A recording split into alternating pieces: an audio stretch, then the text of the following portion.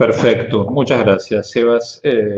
Bueno, estuvo muy bien, la verdad que espero que les haya interesado a ustedes también. Vamos a la última sección ahora de esta actividad, que es discutir un poco sobre los modelos. Creo que probablemente todos escucharon hablar mucho de modelos de predicción este último tiempo, sobre todo cuándo va a venir el pico, cómo va a ser ese pico, cómo va a evolucionar la epidemia. Es algo que, pienso, la mayor parte de la gente no conocía de los modelos de transmisión y ahora creo que toda la población de alguna manera son expertos en modelos y manejan mucho de la terminología. Muy bien. Bueno, primero, a modo de introducción, todos los modelos que se utilizan para predecir o evaluar cómo va a ser la transmisión de una enfermedad infecciosa son estos modelos SEIR. Creo que esto también en los diarios ya aparece y es común que la gente haya escuchado hablar de los modelos SEIR, que conceptualmente es algo bastante básico, ¿no? Se trata de considerar que hay una población que es susceptible, que en algún momento puede entrar en contacto con una persona infectada y contagiarse, incuba la enfermedad durante un tiempo, después de otro tiempo es capaz de infectar a otros y finalmente se recupera y ojalá queda con resistencia de por vida por un cierto tiempo. No es mucho más que esto. Es un poco de matemáticas para entender cómo la gente va pasando de un compartimiento a otro. Por ejemplo, es obvio que en una población donde hay mucha gente susceptible y hay muchas personas que están infectando, la fuerza de la infección va a ser mayor y va a ir creciendo más. Pero son unos pocos parámetros los que hacen falta para predecir un poco, entre comillas, qué es lo que va a pasar. Lo que ustedes ven ahí en ese gráfico es un programa que se llama Berkeley Madonna, es un programa bastante común que se utiliza para modelar enfermedades infecciosas. Nosotros lo enseñamos en la maestría de efectividad clínica y yo creo que los alumnos de la maestría, a las 2 horas de haber empezado el taller de Berkeley Madonna, ya están en condiciones de simular una epidemia como la de COVID, porque son muy poquitos parámetros, como dije, los que hacen falta. Hay que darle información de cuál es el R0 de la enfermedad. R0 también es otra palabra que la población ahora se acostumbró a escuchar, que es básicamente cuántos casos es capaz de generar un único caso en una población donde son todos susceptibles. Esa es una información muy importante. El programa necesita saber cuál va a ser el periodo de incubación, cuántos días va a durar el periodo que la persona es capaz de infectar a otros, cuál es la población del país que estamos analizando y qué proporción de la gente es susceptible, porque muchas enfermedades para las cuales la gente es inmune, o bien porque se vacunó o porque la tuvo previamente. En el caso de COVID, lamentablemente el 100% de la población es susceptible en teoría inicialmente. Y con esos únicos datos uno ya puede predecir qué es lo que pasaría. Y fíjense que la predicción es que en la Argentina debería haber tenido un pico de enfermos el 1 de mayo con 200.000 casos nuevos por día. Eso quiere decir 1.500 muertes diarias, para llegar muy rápidamente en julio, agosto a 40 millones de personas infectadas. Bueno, ahora, esto por suerte no sucedió. Entonces, ¿qué es lo que salió mal? Esos datos que figuran ahí arriba a la derecha en la pantalla del periodo de incubación del R0 estaban mal. No, quizás no eran exactamente así, pero esos datos son correctos. El problema es que hay muchos otros factores que entran en juego. Si alguno piensa que estos números que yo estoy mostrando acá son una exageración, miremos, por ejemplo, lo que eran las predicciones que había hecho el Imperial College de Londres en marzo. Es una de las instituciones más reconocidas y lo hicieron muchas proyecciones de evolución de la epidemia. Y fíjense que en ese momento ellos estaban pronosticando para los países de medianos ingresos y para la Argentina unas 270.000 muertes para Argentina con un pico el 1 de mayo.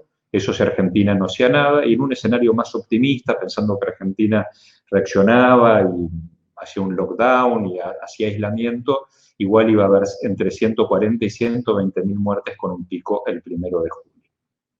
Esto tampoco pasó, pero ¿eso quiere decir que estaba mal esta predicción o no? ¿O es que tenemos que mirar lo que nos dicen los modelos de una manera distinta?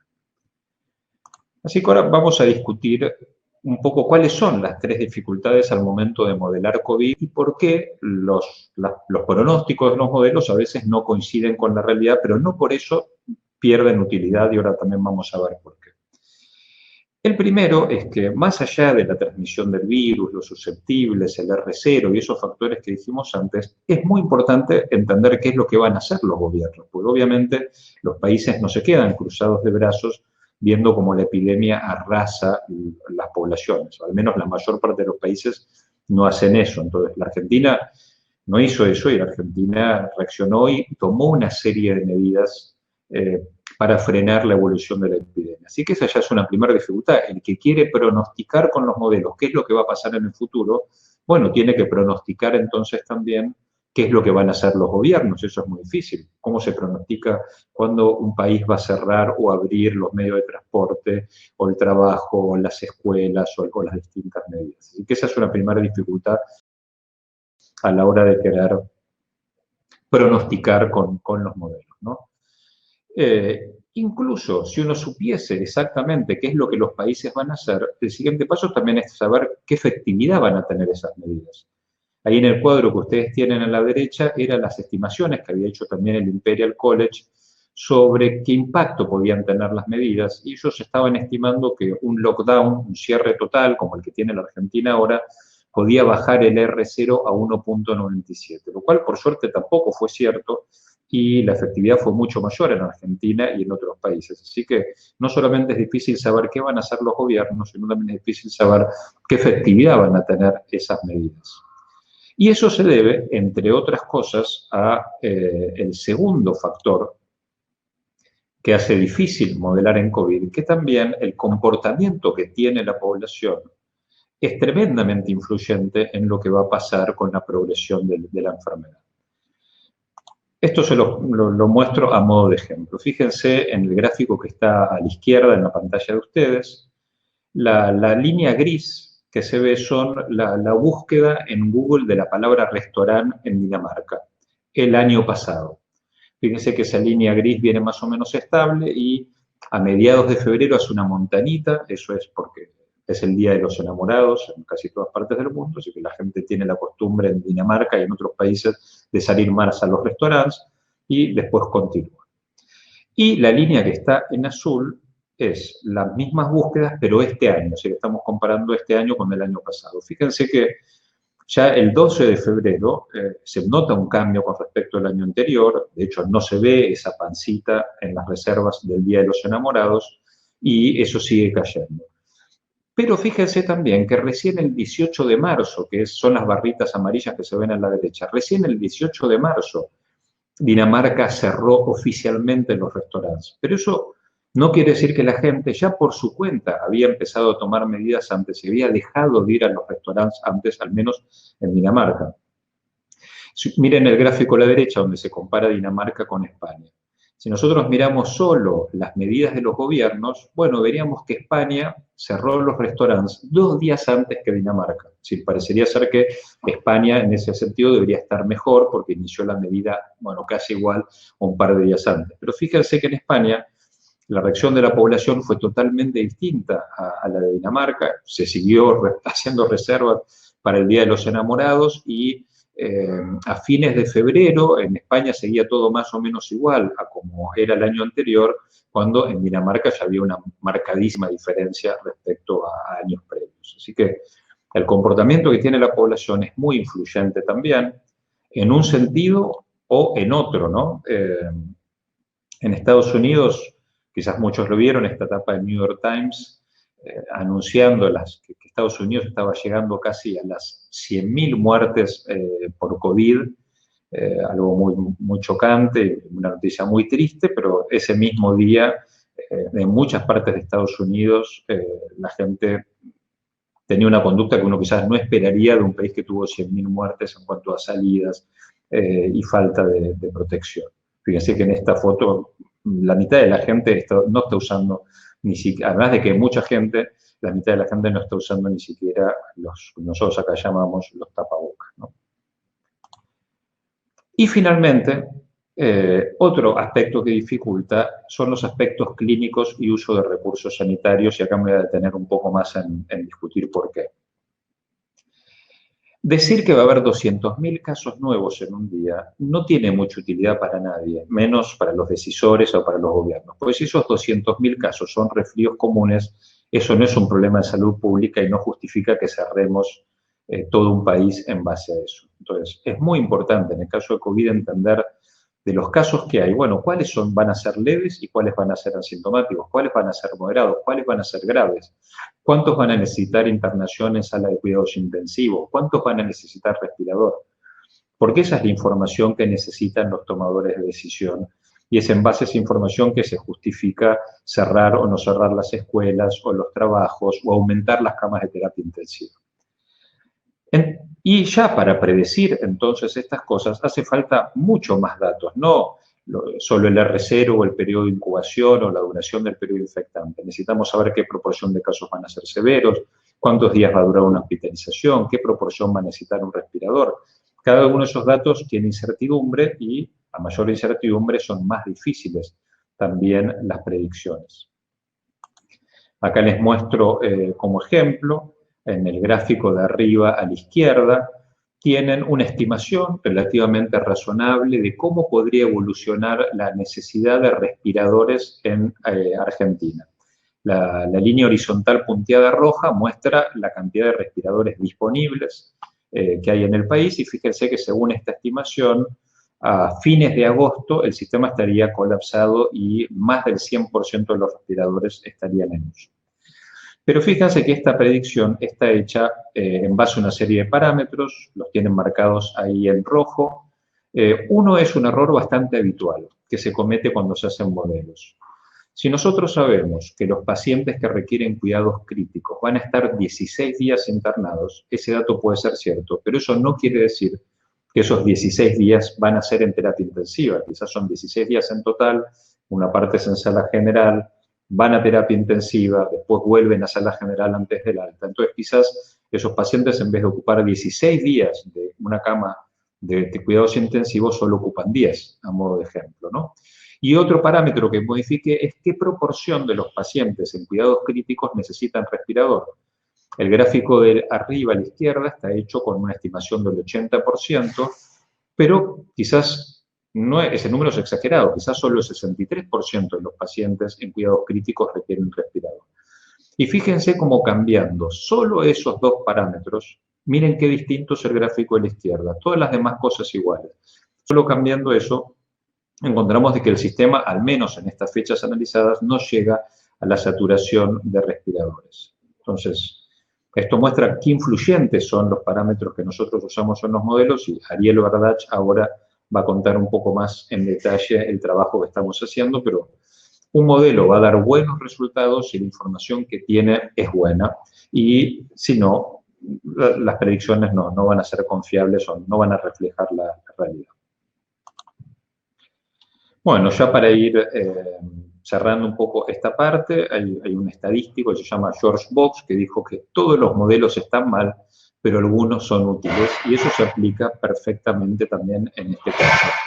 Los modelos para predecir qué es lo que va a pasar en COVID, sí, pero seguramente todos están mal, pero eso no quiere decir que algunos no puedan ser útiles. Básicamente lo que nosotros tenemos que entender es que los modelos no sirven para predecir el futuro, no tenemos que pretender usarlos para predecir el futuro, porque hay muchas cosas que están adentro de esa predicción. Hay que saber cómo se va a comportar el virus, habría que predecir qué van a hacer los gobiernos, habría que predecir cómo se va a comportar la sociedad, así que si queremos hacer una predicción a largo plazo, seguro que van a estar mal y no es esa la intención de los modelos. Pero los modelos, si son buenos, pueden ser muy útiles para responder algunas preguntas, sobre todo para saber qué pasaría si. Entonces le podemos preguntar a los modelos, ¿qué pasaría si logramos implementar estas medidas? ¿Qué pasaría si no aumentamos las camas de terapia? ¿Qué pasaría si liberamos las medidas actuales? ¿O qué pasaría si mejoramos el rastreo? Y en ese sentido pueden dar información muy valiosa para los tomadores de decisión que le permite preparar a los países y a los sistemas de salud para enfrentar mejor la pandemia o la evolución que va a tener la pandemia. El IEX está trabajando ahora específicamente en dos modelos, está comenzando a trabajar en dos proyectos relacionados con modelos.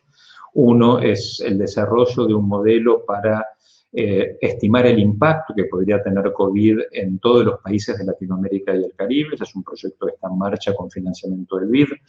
Y el otro es un subsidio de la agencia, que esperamos poder comenzar pronto, que también busca poder proyectar cómo es la evolución de la pandemia en Argentina bajo distintos escenarios y de qué forma eso podría impactar en el sistema de salud. Eso es un proyecto donde hay varias instituciones socias, como el Departamento de Computación de la Facultad de Ciencias Exactas o el Departamento de Matemática, el IEX y otras instituciones.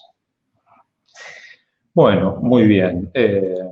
Así que ahora voy a dejar que Ariel les comente un poco más lo que estamos haciendo justamente en esta búsqueda de parámetros, esta parte que es tan importante para que los modelos arrojen resultados que nos sirvan para la toma de decisión. Bueno, ¿cómo están? ¿Se escucha bien? Les voy a comentar un poquito, siguiendo la presentación de Andrés, cómo nos estamos organizando con el grupo de epidemiólogos, colegas en el instituto, en relación a la búsqueda de estos parámetros tan importantes para que los modelos epidemiológicos que estamos encarando arrojen resultados confiables y fidedignos.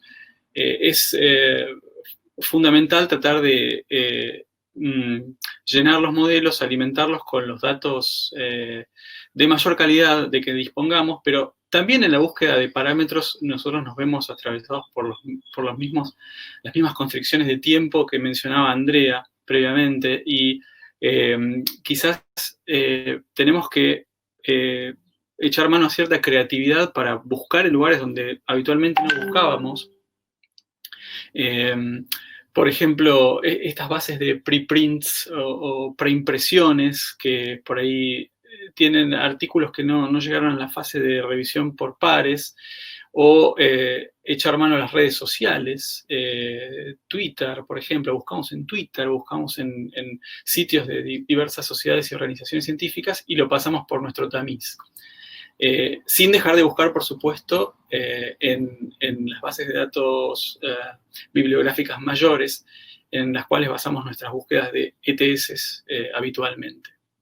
Pero también nos metemos en el interior de los modelos matemáticos y epidemiológicos más importantes, como son, bueno, el IHME de Seattle, el Instituto de Métricas de Salud de Estados Unidos, el modelo de la London School of Hygiene, el modelo de, digamos, el Imperial College que mencionó Andrés, varios de los modelos más importantes. Nosotros inspeccionamos cuáles son los insumos de información que utilizan y vemos la calidad del dato.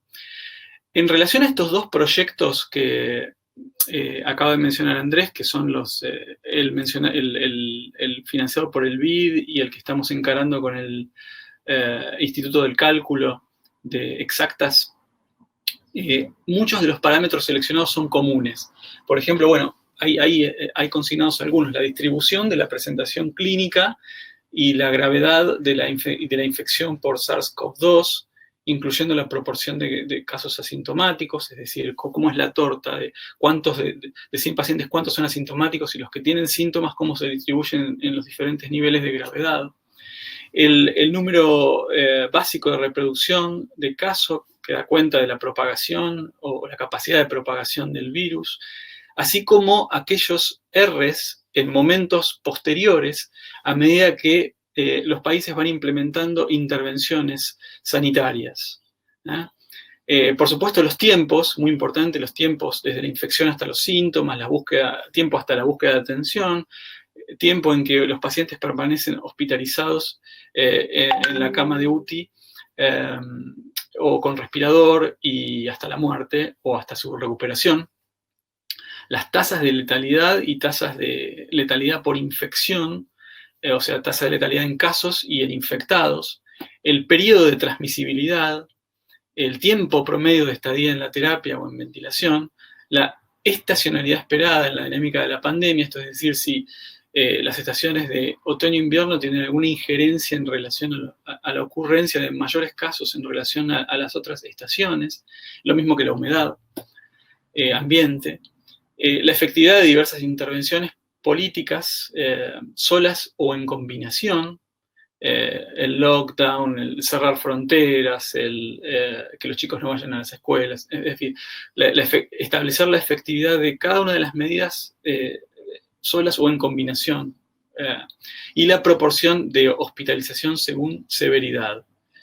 Estos son algunos de los parámetros, pero hay muchos otros para finalmente terminar en los resultados que el modelo arroja, que mencionó Andrés. Para esto, nosotros buscamos una serie de atributos de cada parámetro, ¿no? Primero, la definición, cómo se define cada parámetro, y después buscamos datos de la calidad del dato. Entonces, tratamos de establecer el riesgo de sesgo que conlleva cada dato. Y para eso nosotros usamos listas de cotejo que usamos habitualmente en el centro Cochrane argentino, y para todos nuestros trabajos, como son, por ejemplo, a la hora de evaluar modelos de decisión analítica, usamos algunas listas como la de Phillips o la de Buya. Para los ensayos clínicos aleatorizados usamos la herramienta oficial de Cochrane, que es el Risk of Bias 2. Para los estudios de intervención no aleatorizados, la herramienta Robbins I. Para los cohortes y cortes transversales, que son los más frecuentes, utilizamos las herramientas, el set de herramientas de los Institutos Nacionales de Salud estadounidenses. Y para revisiones sistemáticas, a veces encontramos revisiones sistemáticas de parámetros, utilizamos la herramienta AMSTAR2 para evaluar la calidad de reporte de la revisión sistemática y de conducción. En relación a aplicabilidad en América Latina, nosotros hacemos una apreciación de si el dato es realmente aplicable a América Latina, y para eso miramos la estrategia de muestreo y representatividad, es decir, si los casos son pacientes que concurren a efectores de salud o se buscan activamente en la sociedad en focos epidemiológicos, qué test se usan para testear, cuáles son los parámetros de desempeño del test, el tiempo dentro de la epidemia, si es al principio de la epidemia o en el medio.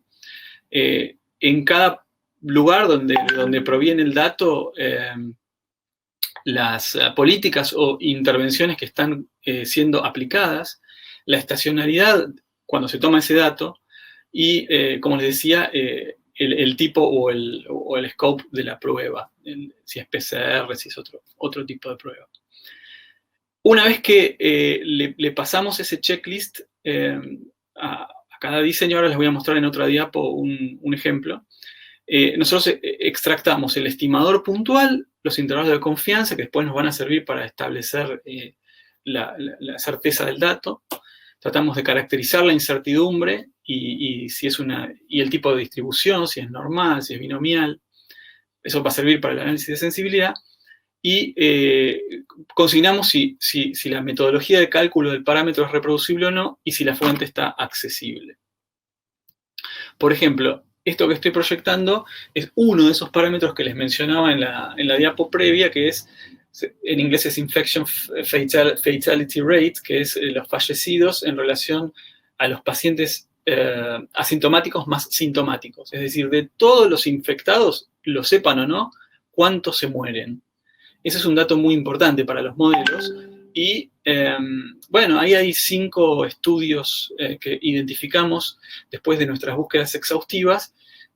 Para destacar el tercero, el de Meyerowitz, es bastante reciente y es una revisión sistemática. O sea que nosotros, a pesar de que todavía no tenemos el resultado del peer review, le vamos a pasar nuestro checklist de calidad, le vamos a pasar el AMSTAR2. Ese dice que 0,75% de los pacientes infectados se mueren. Por supuesto, esto varía enormemente en función de la edad y bueno, las condiciones preexistentes y otras cuestiones. Pero bueno, nosotros consignamos ahí la fecha, la publicación, el estado de publicación, de dónde proviene, la región geográfica de dónde proviene, de dónde proviene el dato en relación a su diseño, si proviene de un modelo, es un dato modelado, es un dato relevado de un estudio de campo, cuándo fue relevado, si es un estudio de EPI, el tamaño de la población, el estimador puntual, su intervalo de confianza, el grado de confiabilidad de acuerdo a lo que les comentábamos, el riesgo de sesgo y un link donde se puede obtener el dato. Y además si fue utilizado en estos modelos grandes que les mencionaba, que son los más grandes que se hicieron, los mejor diseñados que se hicieron en el mundo. Así que bueno, estamos tratando de relevar toda esta información, darle nuestro tamiz de calidad metodológica y finalmente volvemos a esta diapo que ya fue proyectada 3 veces, pero en la que además de la cajita celeste, lila y naranja, va a haber otra nueva cajita que es bueno, un resumen de estos parámetros para que otra gente los pueda usar. Así que bueno, estamos en plan de construcción de esa nueva cajita dentro de nuestro micrositio COVID del IEX. Así que bueno, eso es lo que más o menos le quería comentar en relación a los parámetros epidemiológicos y bueno, queremos agradecerles mucho su participación, casi 400 personas. No sé, Andrés, si querés cerrar vos. Muchos nos piden que hagamos más webinars, así que, bueno, este fue el primero, pero esperemos que no sea el último. A pedido del público, si el público lo demanda. Sí, la verdad que nos sentimos muy acompañados y fueron una audiencia espectacular. Sí, gracias a todos los que nos siguen mandando saludos y datos también. Muchas gracias. Saludos. Chau, chau.